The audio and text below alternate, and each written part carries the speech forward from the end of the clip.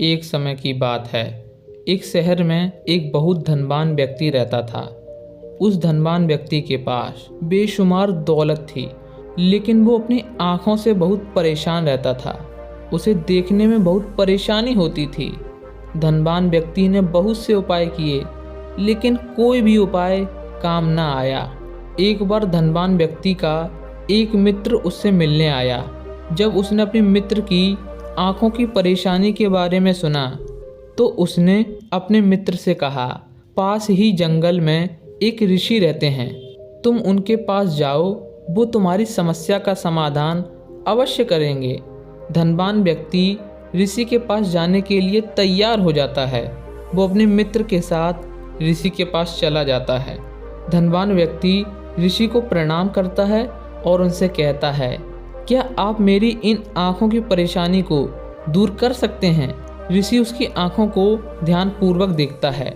ऋषि समझ जाता है कि व्यक्ति की आँखों में जो समस्या है वो किसी औषधि से ठीक नहीं होने वाली है।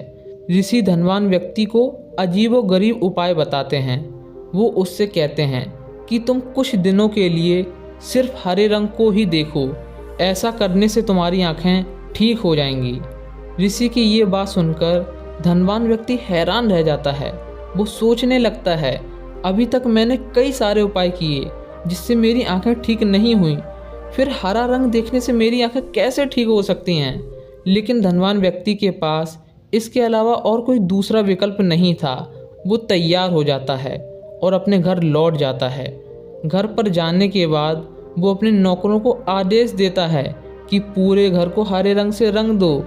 नौकर घर को हरे रंग से रंगने लगते हैं। कुछ ही समय बाद पूरा घर हरे रंग का दिखने लगता है।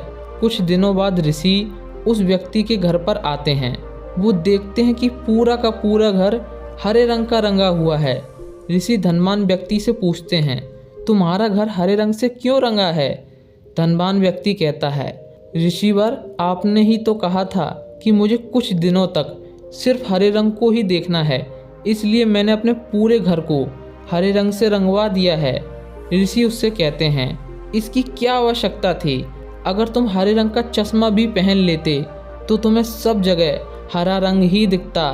धनवान व्यक्ति इस बात को सुनकर सोच में पड़ जाता है। वो सोचने लगता है, बात तो सही है, अगर मैं थोड़ा दिमाग लगाता तो मुझे अपने पूरे घर को हरे रंग से नहीं रंगना पड़ता, मुझे इतना धन बर्बाद नहीं करना पड़ता। इसके बाद ऋषि वहाँ से चले जाते हैं।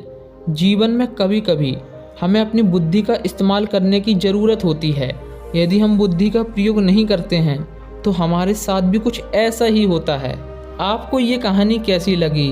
कमेंट करके हमें ज़रूर बताएं।